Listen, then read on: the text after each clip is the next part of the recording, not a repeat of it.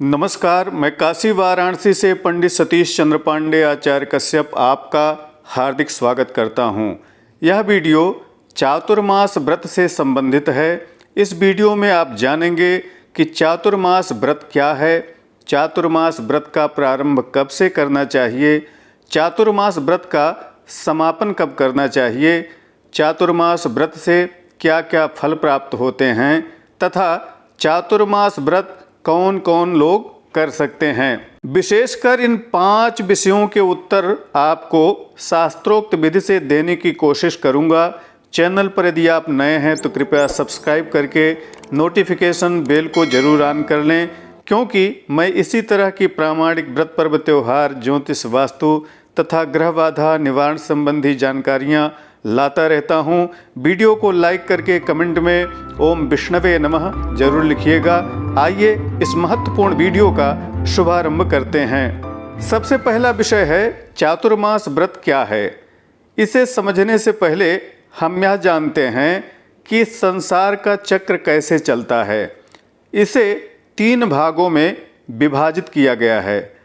पहला सृष्टि अर्थात संसार का सृजन, दूसरा संसार का पालन तथा तीसरा संसार का संहार।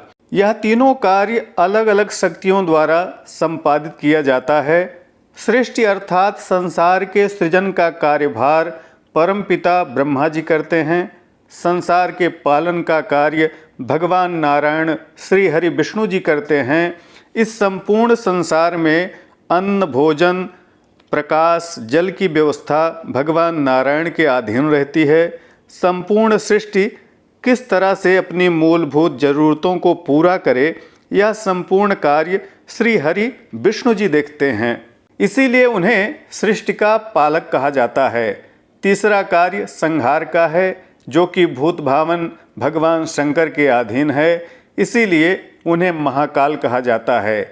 इस तरह से इस सृष्टि का उद्भव, विकास तथा प्रलय यह क्रम चलता रहता है। चातुर्मास व्रत 4 महीनों के संकल्प को कहते हैं। 4 माह किसी भी प्रकार के व्रत को जो हम संकल्प धारण पूर्वक करते हैं उसे ही चातुर्मास व्रत कहा जाता है। मान्यता है कि इन 4 माह पर्यंत भगवान श्री हरि विष्णु जी योग निद्रा के अधीन रहकर क्षीर सागर में शयन करते हैं। कुछ मान्यताओं के अनुसार ये 4 माह वे पाताल लोक में राजा बलि के यहाँ निवास करते हैं। तो इन 4 माह में जो हम जप, तप, व्रत, उपवास, यज्ञ आदि करते हैं उससे उत्पन्न पुण्य बल से इस सृष्टि का पालन निरंतर चलता रहता है। इसीलिए इन 4 महीनों में यह सारे कार्य अत्यधिक मात्रा में समस्त सनातनियों द्वारा किए जाते हैं। मान्यता यह भी है कि इन 4 महीने सृष्टि के पालन का कार्यभार भगवान शंकर के द्वारा होता है। अब आते हैं दूसरे विषय पर कि चातुर्मास का व्रत कब से प्रारंभ करना चाहिए। चातुर्मास का व्रत आषाढ़ शुक्ल पक्ष हरिशयनी एकादशी से शुरू कर सकते हैं। उसके द्वितीय दिन अर्थात द्वादशी तिथि से प्रारंभ कर सकते हैं।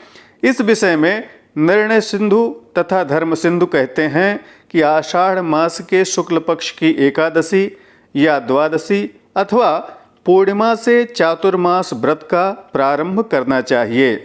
आषाढ़ शुक्ल एकादश्याम द्वादश्याम पौर्णमास्याम वारंभः, ये 3 तिथियां व्रत में आरंभ के लिए बतलाई गई हैं। एकादशी के दिन भगवान योग निद्रा में पधारते हैं, इसलिए एकादशी या द्वादशी को इस व्रत का प्रारंभ कर लेना चाहिए। यदि किसी कारण से ये दोनों तिथियों को व्रत ना शुरू कर सकें तो आषाढ़ पूर्णिमा को अवश्य प्रारंभ कर लेना चाहिए। आज का तीसरा विषय है कि यह व्रत कब समापन करना चाहिए। तो व्रत समाप्त करने के लिए मात्र एक तिथि बतलाई गई है, वह है कार्तिक शुक्ल पक्ष द्वादशी तिथि अर्थात कार्तिक शुक्ल पक्ष एकादशी, जिसे देव उठनी प्रबोधिनी एकादशी के नाम से जाना जाता है। जब उस दिन भगवान नारायण निद्रा से उठ जाते हैं तो उसी के दूसरे दिन अर्थात द्वादशी को चातुर्मास व्रत का समापन कर देना चाहिए। इस तरह से आषाढ़ शुक्ल एकादशी से कार्तिक शुक्ल एकादशी पर्यंत पूरे 4 माह इस व्रत को कर लेना चाहिए। चौथा विषय है कि चातुर्मास व्रत से क्या फल प्राप्त होता है। इस विषय में कल्पतरु ग्रंथ के अनुसार कहा गया है कि आषाढ़ शुक्ल एकादशी से कार्तिक शुक्ल एकादशी पर्यंत जो कोई चातुर्मास व्रत को करता है उसके ब्रह्म हत्या समान पाप का भी शमन हो जाता है। जीवन में किए गए हिंसा पाप कर्म आदि नष्ट हो जाते हैं। पूरे चातुर्मास पर्यंत भगवान श्री हरि का पूजन नियम व्रत धारण करने से समस्त प्रायश्चित्त से निवृत्ति हो जाती है। कहा गया है कि प्रत्येक मनुष्य को इन 4 महीनों में किसी न किसी व्रत का आचरण अवश्य करना चाहिए।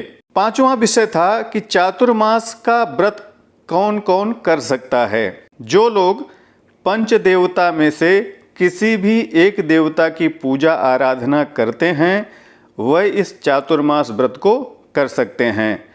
पंच देवता अर्थात भगवान श्री हरि विष्णु, भगवान शिव, श्री गणेश जी, भगवती शक्ति तथा सूर्य, ये पंच देवता कहे गए हैं। इन 5 में से यदि आप किसी भी देवता के उपासक हैं अर्थात यदि आप वैष्णव हैं, शैव हैं, गाणपत्य हैं, शाक्य हैं या शौर्य हैं तो आप चातुर्मास व्रत को कर सकते हैं। इन 4 माह में किए गए व्रत उपवास के द्वारा मनुष्य अपने इष्ट देवता को प्राप्त कर लेता है, उनकी कृपा प्राप्त कर लेता है। इन पूरे 4 माह सात्विक आहार, फलाहार, एकाहार ग्रहण करें, गरिष्ठ सब्जियां, मसालों का त्याग करें। ब्रह्मचर्य निष्ठापूर्वक व्रत को करने से फल की प्राप्ति अवश्य होती है।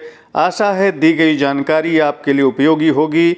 जरूरतमंदों तक शेयर करके परोपकार अवश्य करें। यदि कोई शंका हो तो आप कमेंट में पूछ सकते हैं।